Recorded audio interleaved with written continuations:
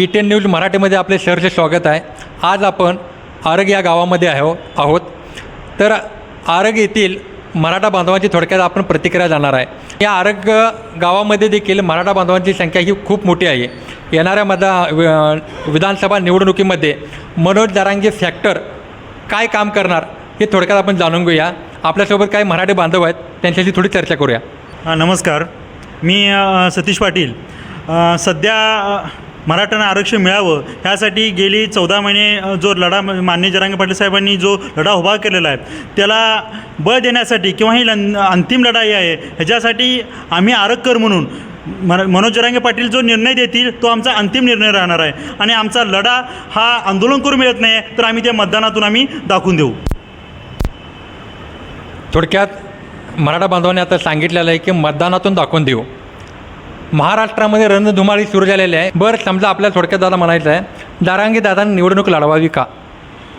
लढवली पाहिजे, कारण आत्ता जे सत्ताधारी आणि विरोधक आहेत, महाविकास आघाडी आणि महायुती यांनी 5 वर्ष गेले 14 वर्ष मराठा आरक्षणावर कुणीही त्यावर निर्णय घ्यायची क्षमता घेतली नाही आणि दिलं ते EWSचं आमचं होतं ते आरक्षणसुद्धा त्यांनी काढून टाकलं। एकदा 16% आरक्षण दिलं, ते कोर्टात चाललं नाही। एकदा आत्ता 10% दिलं आहे, ते सुद्धा कोर्टात चालणार नाही आहे।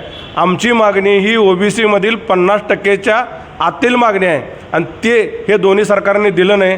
त्यामुळं त्यांच्याशी लढायचं जर असेल तर आम्ही आमची सेना उभा केली पाहिजे आणि सेना आमची असल्याशिवाय गनिमी कावा करून आम्ही आमची जरी संख्या कमी असेल तरीसुद्धा आम्ही या सरकारच्या विरोधात लढून आम्ही जरांगे दादांनी जो घेतलेला आहे मनोज जरांगे पाटलांनी निर्णय, तर निवडणूक लढवलीच पाहिजे। त्यांनी सांगितलेल्या पद्धतीनं आपण जिथं लढू शकतो तिथं लढलं पाहिजे। आणि SC STच्या ठिकाणी आज मिरज मतदारसंघात STसाठी हा मतदारसंघ आरक्षित आहे। अशा मतदारसंघात आम्ही आरग गावामध्ये आम्ही सर्व मराठा बांधव मिळून आम्ही 12 बलुतेदार 18 पगड जातींना घेऊन, मुस्लिमांना घेऊन आणि इतर सगळ्या समाजांना घेऊन आम्ही सोबत घेऊन आज लढणार आहे आणि या सगळ्यांचा आम्हाला पाठिंबा आहे असं त्यांनी जाहीर केलेलं आहे। त्यामुळं मनोज जरांगे पाटलांनी जो लढा उभा केला आहे त्याच्याशी आम्ही ठाम उभा आहे आणि आरग गावातनं आम्ही त्यांना लीड 100% देणार। त्यांनी जो सांगतील तो आदेश आम्ही पाळणार आणि लीड देणार, एवढं मी सांगतो। मनोज दादांनी जर या मतदारसंघामध्ये एखादी जर सीट दिलीच, हा तर मतदारसंघ आरक्षित आहे, तर त्यामागं मराठा समाज किती ताकदीने उभा राहील? 15 वर्षे हा महायुतीचा उमेदवार आहे आणि यापूर्वीसुद्धा महाविकास आघाडी होती, पण दोघांनीही आपल्या मराठा आरक्षणाला तोंडाला पाणी पोचलेले आहे। त्याकरता मनोजदादांनी आपल्याला उमेदवार द्यावा आणि उमेदवार जर दिलास, SC उमेदवार दिल्यास, तर आपण आमचे जे सगळे जे OBC बांधव आहेत, कारण आम्ही ज्यावेळेला मनोजदादांच्या आदेशानुसार ज्यावेळी आपण उपोषण वगैरे केले त्यावेळी आपल्या आरगेमधील सर्व OBC समाजाने आपल्याला पाठिंब्याची पत्र दिलेली आहेत। कारण आपल्या आरग गावामध्ये कोणताही जातीभेद नाही। त्याकरता जर SC उमेदवार दिला तर मुस्लिम बांधव, 12 बलुतेदार, OBC बांधव आणि आपण मराठा हे सर्वांनी मिळून आम्ही हा उमेदवार कसल्या परिस्थितीत आम्ही निवडून आणू शकतो ही इच्छा आहे। आणि जर आपल्याला जर उमेदवार जर देता आला नाही तर जो मनोजदादा जो आदेश देतील त्या आदेशाचे आम्ही निश्चित पालन करू। आणि आम्ही पण आमच्या मराठा समाजाबद्दल एकही प्रश्न विचारला नाही। आम्ही त्यांना निवडून दिलं, त्यांनी कामं केली, पण आमच्या मराठा समाजासाठी त्यांनी काय केलं? त्यांनी करायला पाहिजे होतं। आम्ही त्यांच्यासाठी आजपर्यंत भरपूर केलं, सगळ्या नेत्यांचं, सगळ्या पक्षाचं आम्ही केलं, पण आमच्या मराठा समाजासाठी त्यांनी काय केलं? त्यांनी प्रश्न विचारायला पाहिजे होता। मराठा आरक्षणाबद्दल त्यांनी काहीतरी विचारायला पाहिजे होतं। त्यांनी समाजासाठी काय एक तरी प्रश्न विचारायला पाहिजे होता। विधानसभेमध्ये त्यांनी काहीही केलं नाही। आपले जे लोकसभेला मराठा समाजामुळे ज्या माणसांनी निवडून आले किंवा ज्यांना आम्ही मदत केली त्याने आमच्यासाठी एक वेळासुद्धा संसदेमध्ये आवाज उठवला नाही। याबद्दल आम्हाला थोडंसं खंत आहे। लोकसभेपर्यंत त्यांनी झुलवत ठेवलं, पर्यायानं आम्ही समाज म्हणून एक झालो। सत्ताधाऱ्यांना खुर्चीपासून वेगळं करण्याचा प्रयत्न केला, याचा फायदा विरोधकांना झाला। विरोधक किती आहे, जरांगे फॅक्टरमुळं आपण ह्या खुर्चीवर येऊन बसलो आहे। त्या पण माणसांनी आमच्या समाजाचा आज अखेर विचार केला नाही। आणि जर या भागात आपले जर शीट लावली तर 100% मराठा समाज त्यांच्या पाठीशी राहणार. कारण काय झाले, आत्तापर्यंत राजकारण्याने मराठ्यांचा उपयोग कढीपत्त्यासारखा करून घेतला आहे. फक्त फोडणीपुरतं आणि चवीपुरतं घ्यायचं, ताटात आलं की हळूहळूच काढून टाकायचं, असाच मराठा समाजाचा उपयोग आजपर्यंत करून घेतलेला आहे. त्यामुळे 100% इफेक्ट जरांगे पाटलांचा होणार आणि जरांगे पाटील जे सीट देतील ते आम्ही सगळ्यांनी मान्य करणार.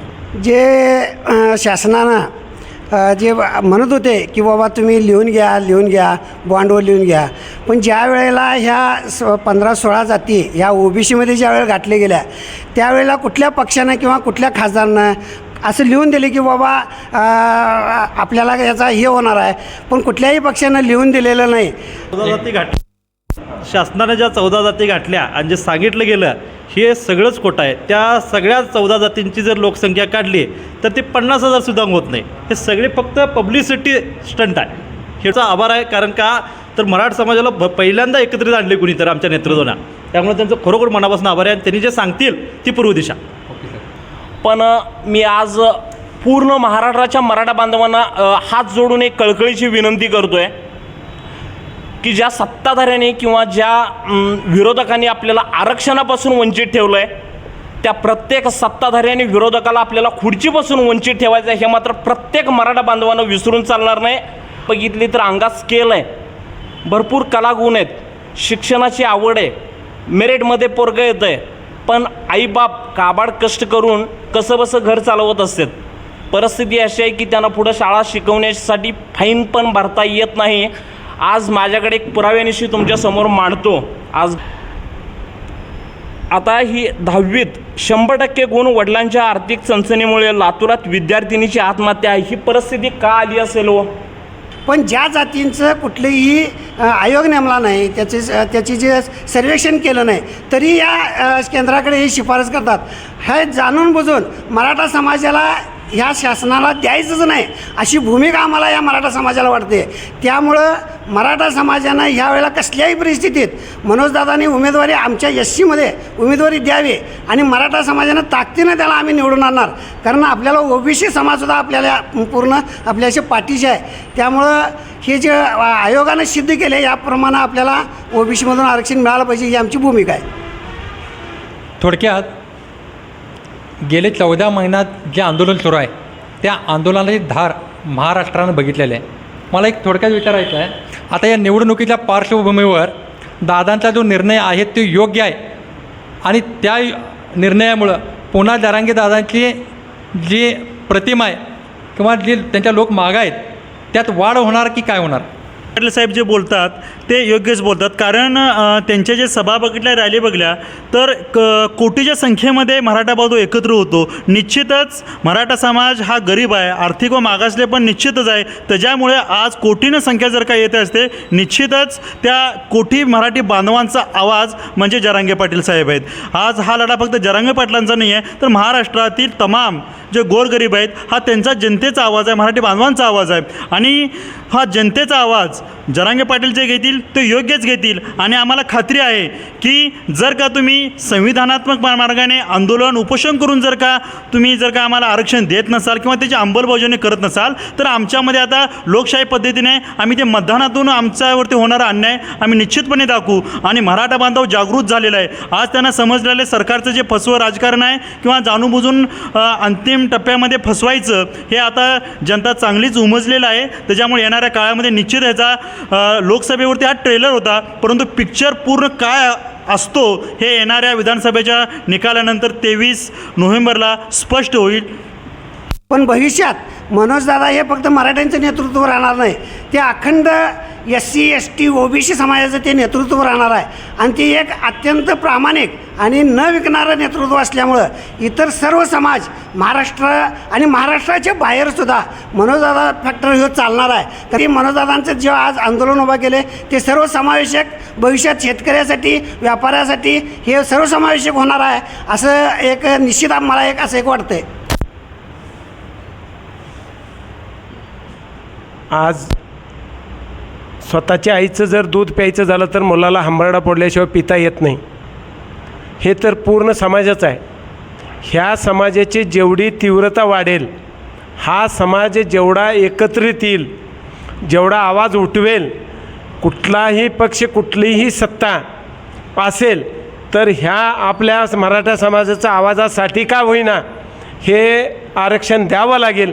हे आरक्षण घेतल्याशिवाय जरांगे दादा पाठीमागे राहणार नाहीत आणि जरांगे दादांच्या पाठीमागे पूर्ण महाराष्ट्र पूर्ण भारत देश पाठीमागे लागलेला आहे आणि तो यशस्वी करून दाखवतील असं हे सर्वसाधारण आत्ताचं वातावरण आहे. जरांगे दादा लोकसभेला थोडंसं पिक्चरमध्ये नव्हते, पण आज त्यांनी उघड सांगितलेत जे आम्हासनी लिहून देतील, जे आमच्या पाठीशी राहतील आणि जे सत्ताधारी आम्हासनी दिलेलं नाहीत न्याय त्यांना तर हमखास आम्ही पाडू, पण ज्यांनी आमच्या पाठीशी राहतील त्यांना निवडून देखील आणू.